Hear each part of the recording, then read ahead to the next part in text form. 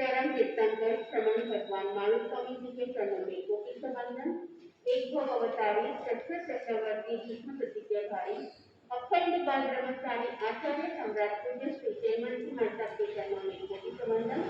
उन्हीं के ग्यारह प्रतिदर संग सुमेरु सरल मना प्रशांत देता आचार्य सम्राट चंद्र जी महाराज जय गच्छाधिपति वैठान वचस्पति वसंत सिद्ध साधक उग्र विहारी आशु कवि काव्य प्रतिदर आचार्य प्रवृत्ति बाकी चंद्र जी महाराज घोर तपस्वी उपाध्याय श्री गुरुवन चंद्र जी महाराज एसएसकेएम समनी मार्ग के प्रारंभ करता अनुविहार ध्यान प्रणेता सर्वसुन प्रभावक मेरे जीवन उद्धारक पूज्य गुरुदेव डॉक्टर श्री पदम चंद्र जी महाराज को वंदन करते हुए सभी गुरु प्रबंधकों को वंदन करती हूँ।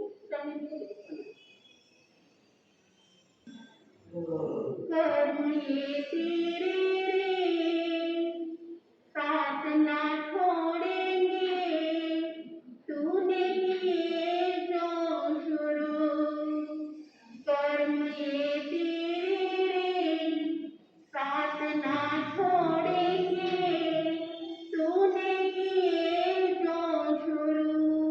हरे चक्र है पाप के, कर्म ये तेरे साथ ना छोड़ेंगे, तूने किए जो शुरू।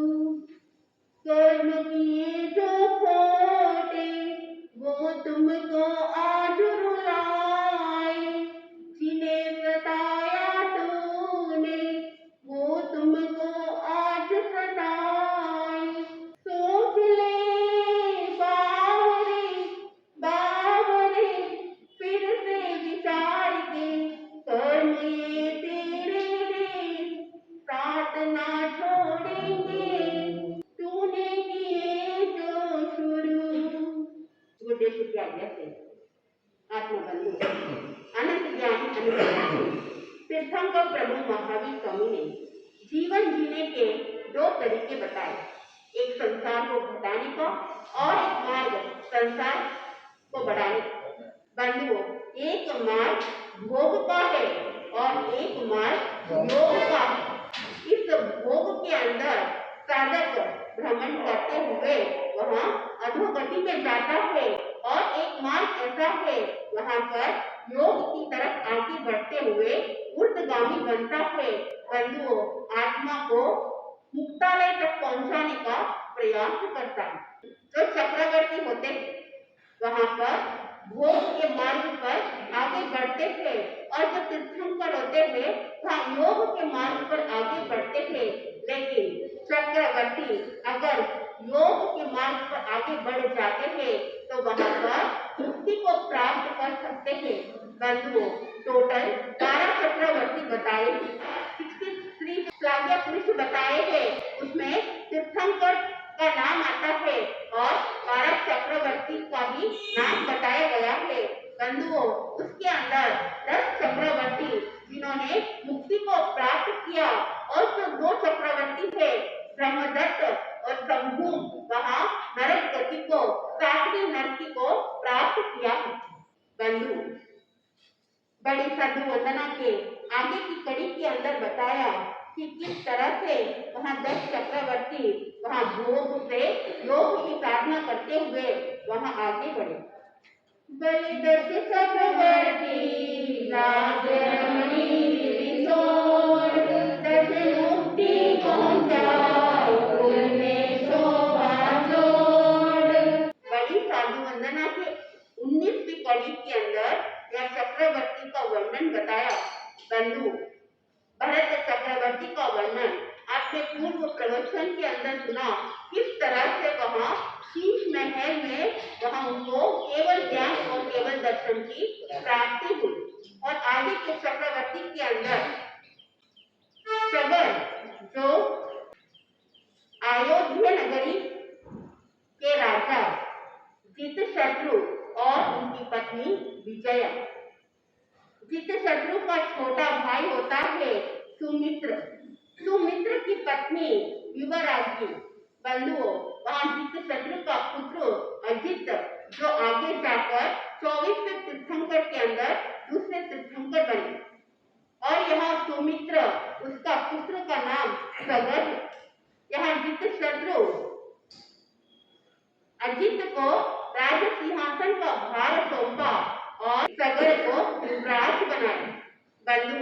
जिस समय आदित्य जब उनको शिक्षा लेने का समय आता है, वहाँ धर्म प्रवर्तन का समय आया, तो वहाँ पर उस राज्य को उन्होंने सगर को सौंप दिया और वहाँ शिक्षित हो जाते हैं।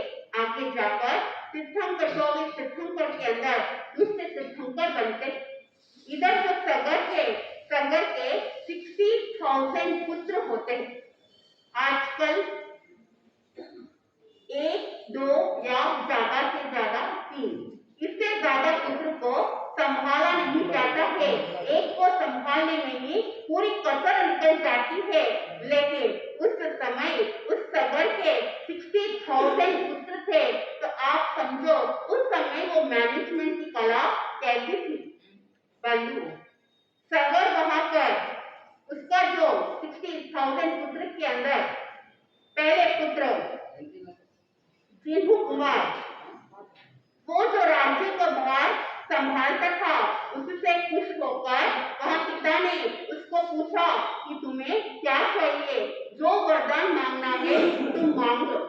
उस समय जिन्हू कुमार ने कहा कि मुझे जो सेनापति है उन सबको साथ में लेकर और जो बाकी के 59,000 भाई है उनको साथ में लेकर मुझे पूरा हिमवंत पर्वत के चारों तरफ भ्रमण करना है, सब कुछ देखना है।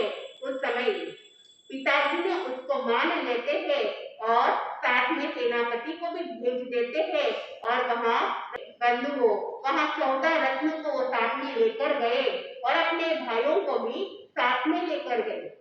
वहाँ घूमते घूमते नगर पर्वत सब कुछ घूम लिया और वापस जब लौटकर हिमवंत पर्वत आते हैं, हिमवंत पर्वत के अंदर भी वहाँ आजू बाजू झाड़ियाँ जितने भी मनोहर वहाँ देखने लायक जो भी चीजें थे उन्होंने सबको देखा और पर्वत के अग्रभाग तक पहुँचते हैं, उस शिखर तक पहुँचा और देखा कि ऐसा पर्वत हम पूरा क्षेत्र घूम के आ गए, लेकिन इस तरह का पर्वत जो मनोहर है ऐसा पर्वत हमको कहीं देखने को नहीं मिला। बंधुओं वहाँ नीचे आ जाते थे। नीचे आने के बाद उन्होंने सोचा कि इस पर्वत की रक्षा करने के लिए वहाँ पर खुदाई करते थे कि चारों तरफ वहाँ सुरक्षा कवच बनाते थे। उसको बनाने के लिए वहाँ खुदाई थी। जैसे ही खुदाई करते हैं नीचे नागलोक होता है। बंधुओं वहाँ ज्वलन प्रभा नामक नागराज का नागलोक होता है और वहाँ पर उनको महसूस हुआ कि ऊपर कुछ खुदाई चल रही है। तो वहाँ पर जो नागराज होता है वहाँ पर अनुचर को भेजता है कि तुम जाकर देख के आओ यहाँ क्या चल रहा है। बंधु उन्होंने देखा कि वहाँ पर खुदाई चल रही है, तो वहाँ चेतावनी देते हैं यहाँ पे किसी प्रकार की कोई खुदाई नहीं होनी चाहिए। जिन्हू कुमार विनयी था और जैसे ही नागराज ने कहा उस कार्य को रोक देते हैं, लेकिन सुरक्षित क्षेत्र बनाने के लिए जो कार्य चालू किया था तो उन्होंने सोचा यहाँ पर गंगा नदी का पानी से भर देना चाहिए। तो जैसे ही वो गंगा नदी का पानी भरते हैं तो वहां पर पानी धीरे धीरे उस भवन के अंदर चलने लग जाता है। बंधुओं जैसे ही पानी चलने लगा तो नागराज कुपित हो जाते थे, क्रोधित हो जाते थे। दृष्टि विश्व वहां नागों को भेज देते हैं और बंधुओं वहां जितने भी 60,000 जो सगर के पुत्र होते हैं उस दृष्टि विश्व के द्वारा सबको जला देते हैं और वहां सब भस्म हो जाते हैं। चक्र रत्न 14 रत्न जो थे वो वही होते हैं और सेनापति होती है, लेकिन वो कोई नजर नहीं आता। बंधुओं आदिस्ताई देव ने देखा जिस समय अगर सागर को पता चलेगा तो उनका क्या हाल होगा। तो वह आदिस्ताई देव ने वहां एक व्रत के रूप में आते हैं। माया अपने माया के द्वारा वह व्रत का रूप धारण किया और अपने कंधे के ऊपर एक मरण शव को रखकर बंधुओं वहां राजा के पास जाती है। जगह पहुंची और जहाँ पे सगर राजा विराजमान थे तो उनके सामने गई और उस शव को उनके सामने रखा और कहा, मैं मेरा एक ही पुत्र है और ये भी इस हालत में है और आगे मेरा बुढ़ापा का सहारा कौन बनेगा। तो आप तो राजन हो, आप सबका भला करते हो, तो मेरा भी भला कर दीजिए। ये मेरा पुत्र है, इसको आप जीवित कर दीजिए। बंधु, वह सगर ने कहा कि जो इंसान मर जाता है, जो काल धर्म को प्राप्त कर लेता है, वह आकर जीवित नहीं होता है। बंधु, तो वह जैसे ही बुढ़िया सुनती है, उसका मन स्थिर होता है कि आप राजा होकर मेरे इस पुत्र को जीवित नहीं कर सकते हो। तो क्या आप जो बोल रहे हो वह सत्य है कि जो इंसान एक बार मर जाता है तो वह वापस जीवित नहीं हो सकता। उस समय सागर ने कहा, जो मैं बोल रहा हूँ वह सत्य है। बंधु, उस समय वह वृद्ध महिला ने कहा, जो आप बोल रहे हो वो सत्य है, तो आपको भी मैं एक बात बोलना चाहती हूँ, जिसे सुनकर आप दुखी हो सकते हो, लेकिन आपके वचन अगर सत्य है तो वो भी आप कार्य को वापस जीवित नहीं कर सकते हो। तो सगर ने पूछा, ऐसी क्या बात है। उस समय वह वृद्ध महिला देव रूप में वापस आती है और हिमवंत पर्वत पर जो घटना घटित हुई है वह पूरी बात बताती है। बंधु, सागर एक बात सुनते ही मूर्छित हो जाते और अनेक उपचार करने के बाद वह ठीक हुए। सागर ने जान लिया कि मेरे 16,000 देव जो मेरे सेवा में होते हैं, 14 रत्न मेरे पास है और वहां पर इतनी सारी सेनाएं हैं, सब कुछ होते हुए भी वो मेरे बेटे को बचा नहीं पाए। इधर महल के अंदर रानियां विलापात करने लग जाती है और सागर ने देखा इतना सब कुछ वैभव राज्य रिद्धि होने के बाद भी मेरे बेटे को कोई बचा नहीं सका और मैं खुद अपने बेटे को बचा नहीं सका। तो वहां पर असारता को जान लेते हैं। संसार की यही असारता है जो दिखने में तो बहुत अच्छा लगता है, सब कुछ रहते हैं, साथ में परिवार होते हैं, लेकिन कोई साथ देने वाला नहीं। यह शरीर की नश्वर है, इस चीज को वो जान लेते हैं और जानने के बाद बंधुओं वहां सागर उन्होंने अपना राज्य जन्म कुमार के पुत्र भगीरथ को सौंप दिया और वहां दीक्षित हो जाते हैं। तो इस तरह से जो सगर चक्रवर्ती है, उन्होंने संसार की असारता को जानकर वहां आगे दीक्षा के मार्ग में बढ़ गए और सुखपूर्वक संयम की पालना करते हुए वहां सिद्ध बुद्ध और मुक्त हो जाते थे। बंधुओं, आगे के चक्रवर्ती के अंदर बताया मघुआ मघुआ जो समुद्र विजय और भद्रा का पुत्र था और वह मघुआ भी अयोध्या में जब चक्र रत्न की प्राप्ति हुई तो वह स्वयं जाते हैं और उस चक्र रत्न की पूजा करते हैं। पूजा करने के बाद उसको साथ में लेकर जाते हैं उस 6 खंड पर विजय प्राप्त करने के लिए और वहां जाकर पुनः 6 खंड पर विजय प्राप्त करके लौट कर आ जाते हैं। बंधुओं, लौट कर आने के बाद उन्होंने भी समय आने पर मुनिराज के पास दीक्षित हुए और वो भी सिद्ध बुद्ध और मुक्त हो गए। तीसरा चक्रवर्ती का नाम आता है सनत कुमार चक्रवर्ती।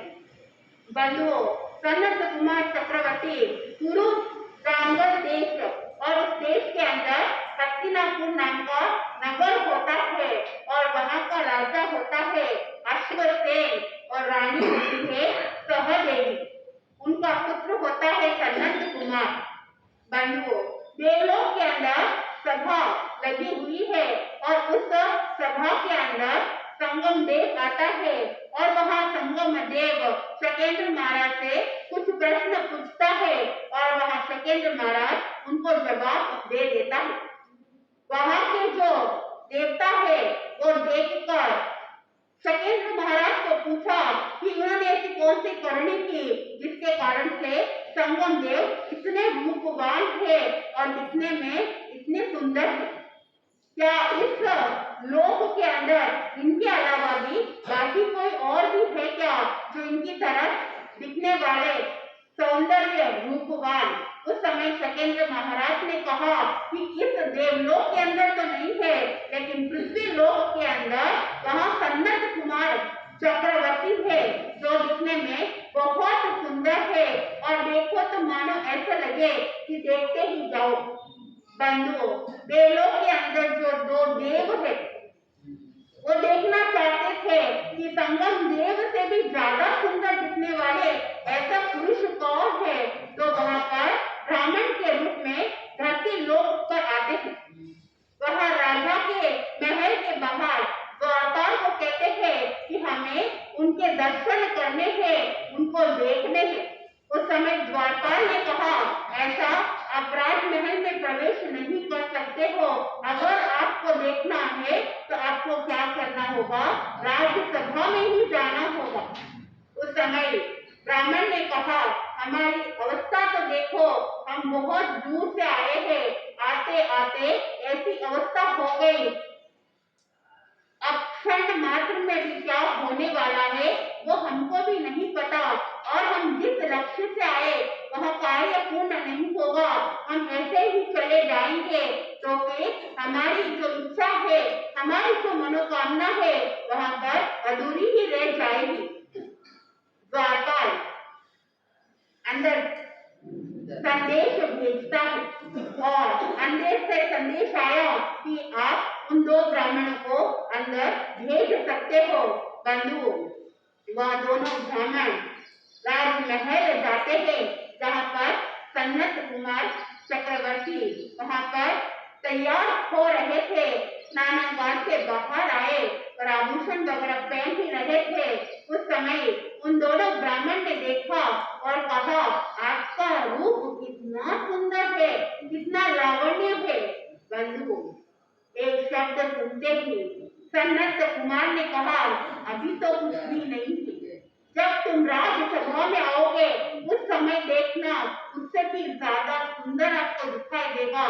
बंधु, ज्ञानी जन ने कहा, जो 8 प्रकार के मत के अंदर एक रूप मत भी बताया।